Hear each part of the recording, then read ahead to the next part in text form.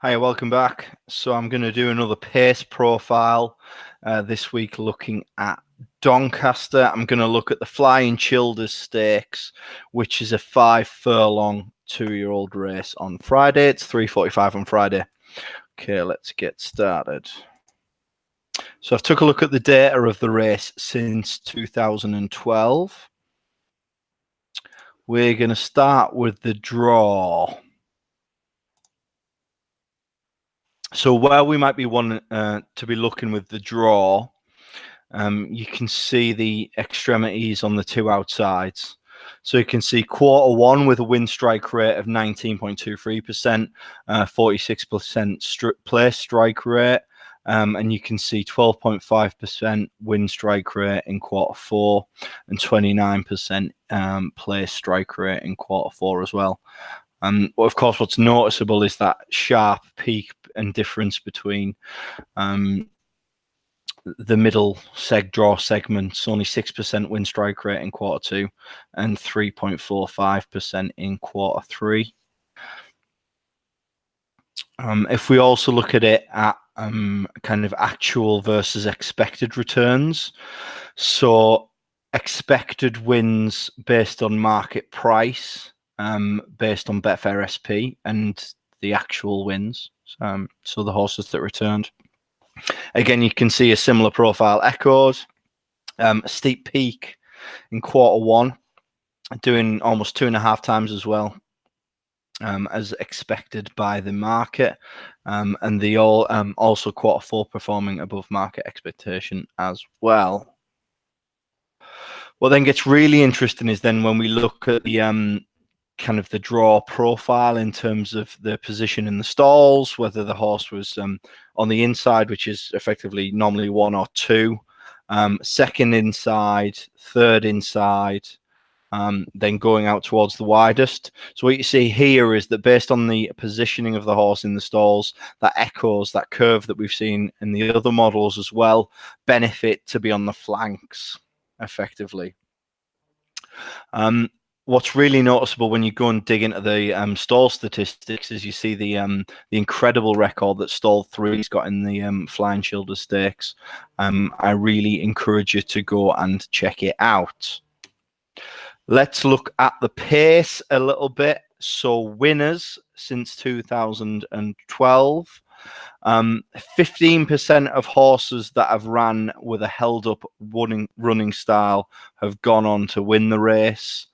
9% of horses that have ran with a prominent running style have gone on to win the race, and 11% of horses that have ran with a leading running style have gone on to win the race. Held up is better, basically, which doesn't surprise because Donny is it's a hold up track.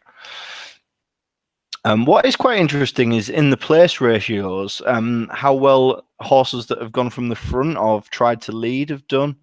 So for place backers, that could be a potential angle. 50%, 56% of horses with a leading or a front running style have ended up placing in the end. So if you're getting some decent place odds on some front runners, I definitely wouldn't put you off. So that's an interesting angle that jumps out there. We're going to take a look at a couple of races, and I really want to go back to this thing about the flanks again. So here we're going to look at Heartache and Havana Grey, and this is from 2017. I haven't shown you 2018. Soldiers Call 1 from the middle. It doesn't fit my theory. So look at this. So you're going to see Heartache come out from 1. And Havana Grey come out from 10. No, from 8, I think. So Heartache from 1, Havana Grey from 8. And you're going to see May Girl from the famous stall 3.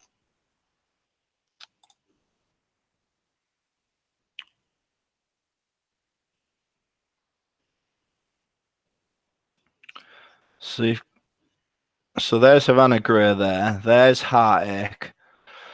You've got the horses in the middle coming through to give them a pull. So he's tucked in nicely there. He's getting a nice pull through there. He's a bit on his own.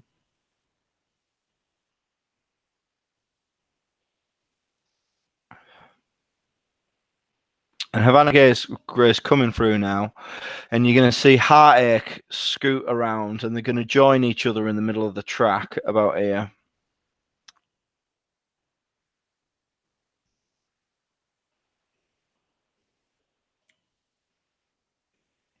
And then them two go on to finish 1-2. Heartache actually manages to pull it out in the end. But I mean, what are they? Half a length in difference between each other. Then we'll take a look at 2016.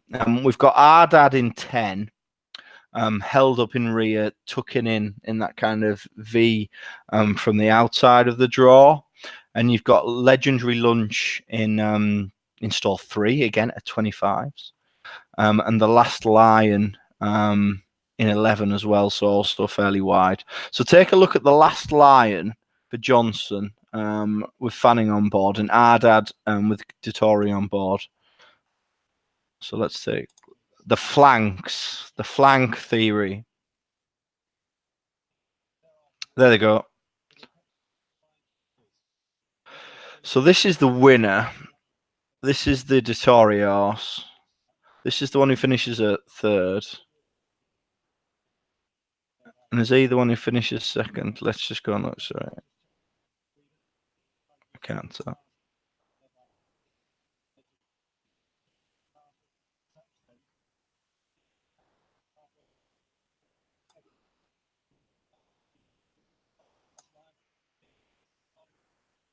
Watch these two.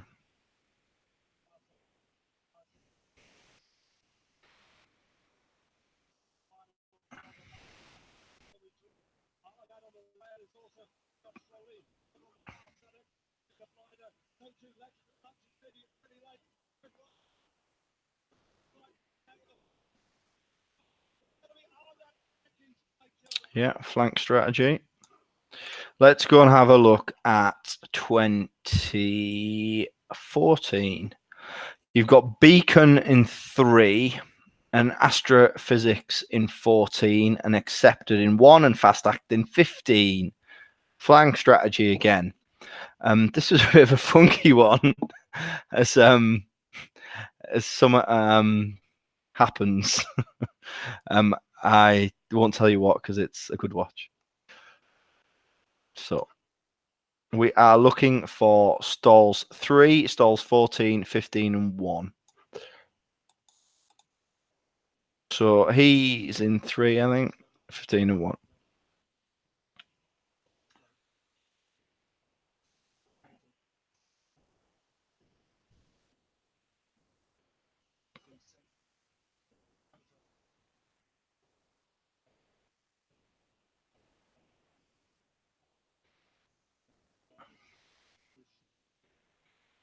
Ken flank.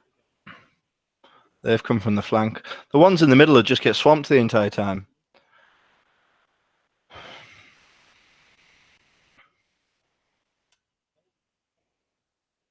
These two again.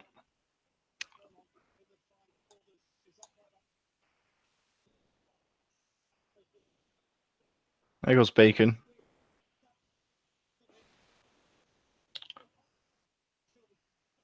Oh no!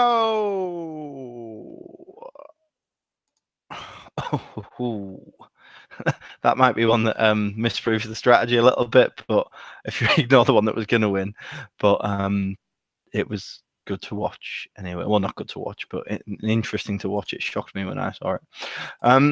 The ones that I would point you at, this Al Ali is obviously the favourite Group 1 winner at Deauville last time out. This one's interesting. Flaming Princess for Fahy. Got some good speed figures in the book and gets a £3 pull for being a filly. I'm keeping an eye on that one. If that one's drawn on the flanks, I'm interested.